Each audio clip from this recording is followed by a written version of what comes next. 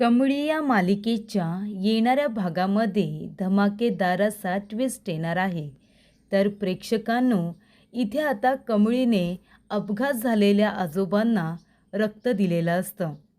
कमळीने आजोबांना रक्त देताच आजोबांचा जीव वाचवून कमळीने कामिनीचा डाव उधळून लावलेला असतो. तर प्रेक्षकांनो, येणाऱ्या भागामध्ये कशा पद्धतीने या गोष्टी पुढे घडत जातात आपण सविस्तरपणे बघूया.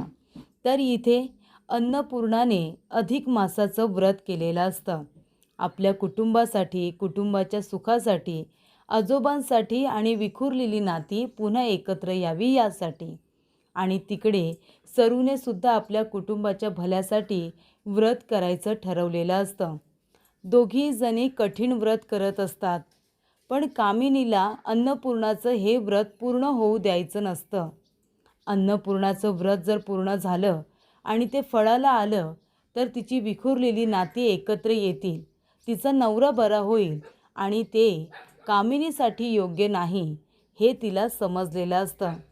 कामिनी म्हणत असते, काहीही झालं तरी अन्नपूर्णाचं हे व्रत पूर्ण होता कामा नये आणि यासाठी ती खूप जास्त प्रयत्न करत असते. तिने घरातल्या एका नोकराला हाताशी धरून अन्नपूर्णाला त्रास देण्याचा निर्णय घेतलेला असतो. तिच्या रस्त्यामध्ये अडथळे निर्माण केलेले असतात.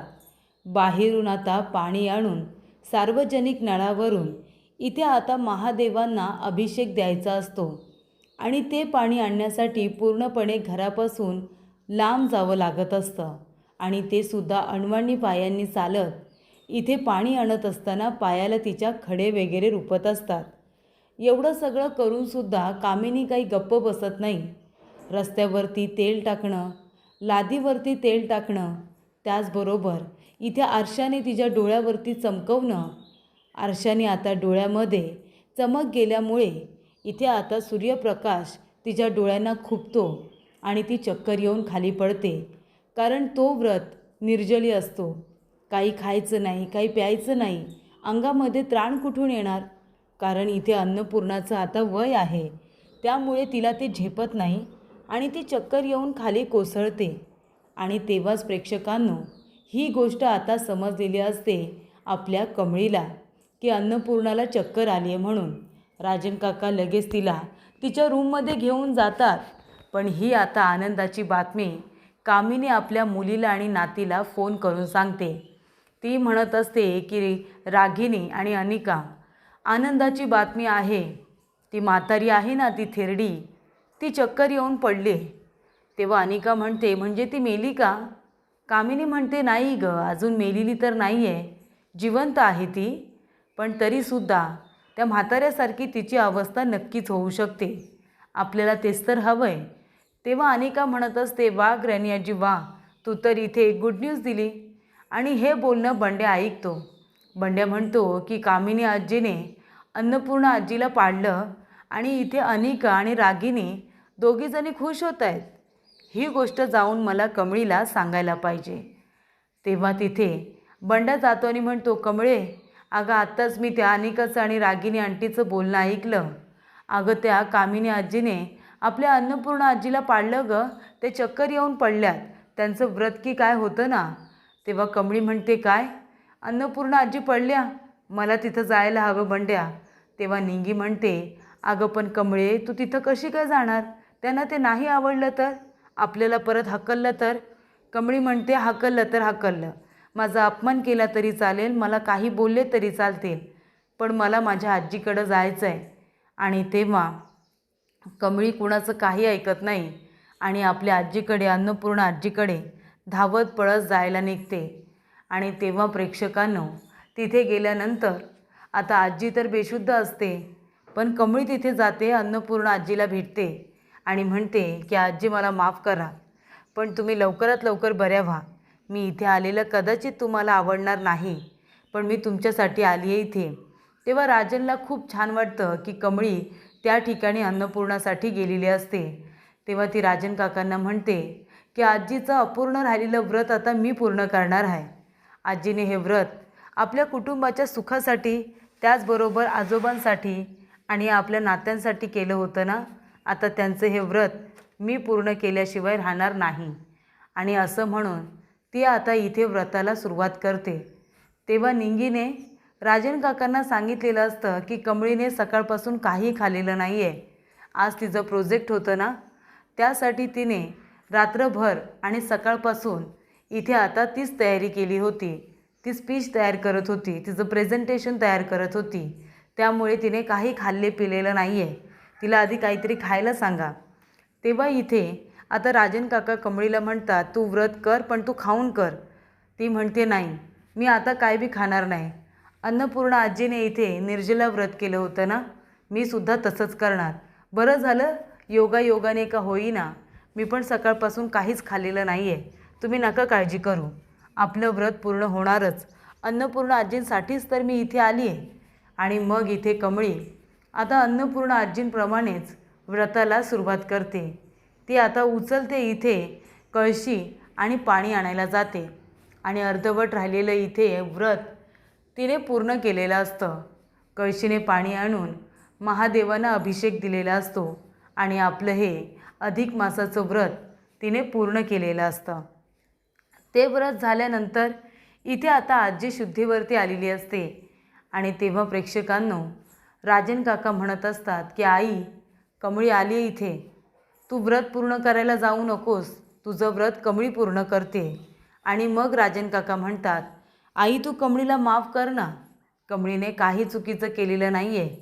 तू जेव्हा इथे बेडवरती पडून होतीस, पुतळ्यासारखी झाली होतीस ना, तेव्हा तुझ्या सख्ख्या नातीने अनेकाने, तुझ्या सख्ख्या सुनेने रागिनीने आणि त्या कामिनी आत्याचं तर काही बोलायलाच नको, त्यांनी कुणीही तुझ्याकडे ढुंकूनसुद्धा बघितलं नाही गं. तुझा त्रास कमी केला नाही, उलट अजून तुला त्रास कसा होईल ना याकडेच त्यांनी लक्ष दिलं.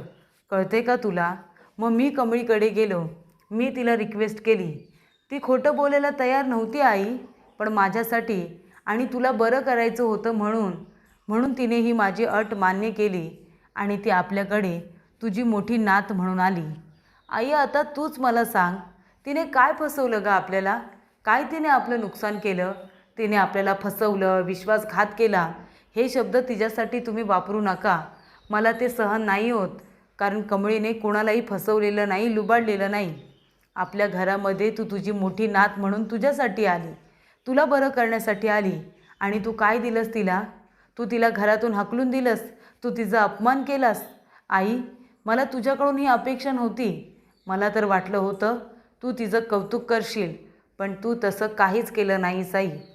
तेव्हा इथे राजन काका म्हणतात, आई कमळीला माफ करून टाक, ती खरंच निर्दोष आहे गं, तिला एवढी मोठी चूक देऊ नको.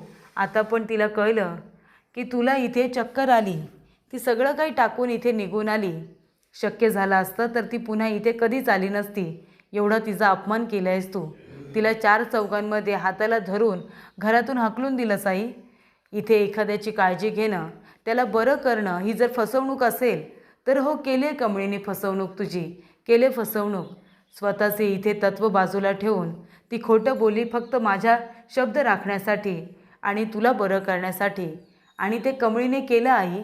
त्यामुळे शक्य झालं तर कमळीचा राग करू नको, तिची माफी माग, तिला इथे माफ कर. असं आता राजन काका आपल्या आईला समजावून सांगतात. तिने आपलं काही नुकसान केलं नाही, आपल्याला लुबाडलं नाही, आपले पैसे आपली संपत्ती घेतली नाही. तिने फक्त निस्वार्थ प्रेम केलं आपल्या सगळ्यांवरती. आणि बदल्यात आपण तिला काय दिलं तर अपमान, फक्त अपमान दिला तिला आपण. तेव्हा इथे आता राजन काका हात जोडून अन्नपूर्णाला रिक्वेस्ट करत असतात की तिला माफ करून टाक, तिच्यावरती रागू नकोस. तिने तिचा स्वार्थ नाही बघितला, तिने बघितली ती माणुसकी आणि आपला इथे कशा पद्धतीने अपमान होणार नाही, कशा पद्धतीने आपले चांगले दिवस जातील, एवढंच तिने बघितलं. असं राजन काका तिला समजावून सांगतात. तेव्हा कमळीचं व्रत पूर्ण झाल्यानंतर अन्नपूर्णा आजी येते आणि कमळीला माफ करते. कमळीला म्हणते की बाळा, शक्य झालं तर मला माफ कर. माझी मोठी नात म्हणजे माझ्या हृदयातील इतका हळवा पोकळ आहे की मला असं वाटलं की त्या हळव्या पोकळीला कुणीतरी हातबोट लावला, कुणीतरी गाळबोट लावलं आणि मग माझा संताप झाला आणि मी कुठलाही मागचा पुढचा विचार न करता तुझ्यावरती रागवले. त्यासाठी मी तुझी माफी मागते बाळा. शक्य झालं तर तुझ्या या आजीला माफ करशील ना?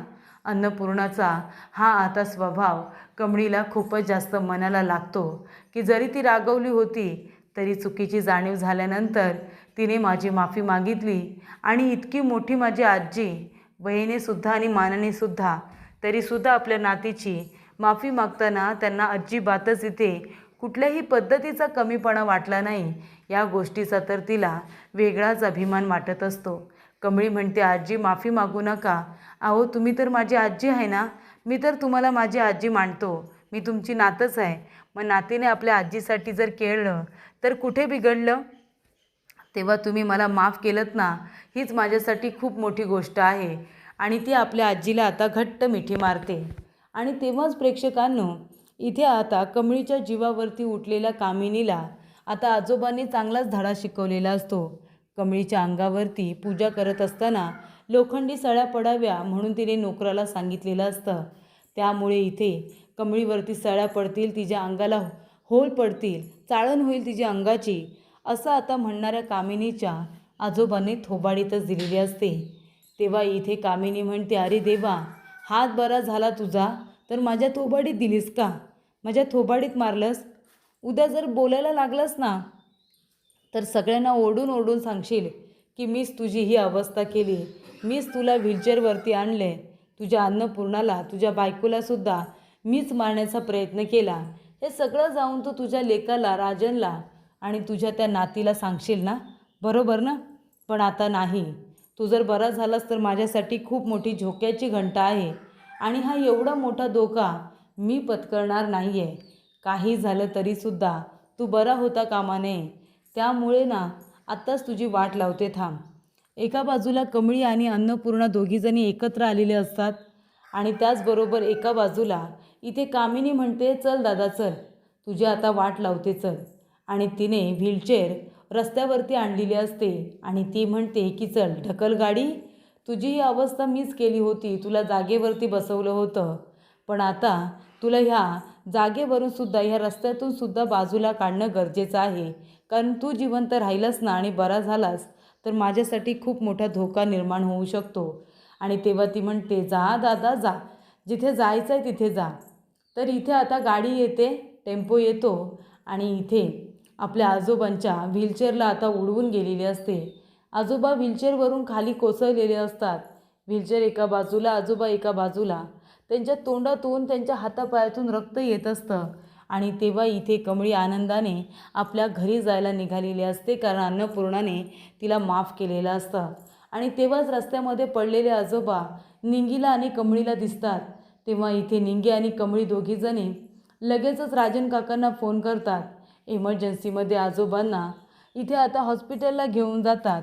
कमळी ॲम्ब्युलन्सलासुद्धा फोन करते आणि ॲम्ब्युलन्समधून आजोबांना सिटी हॉस्पिटलला घेऊन जातात.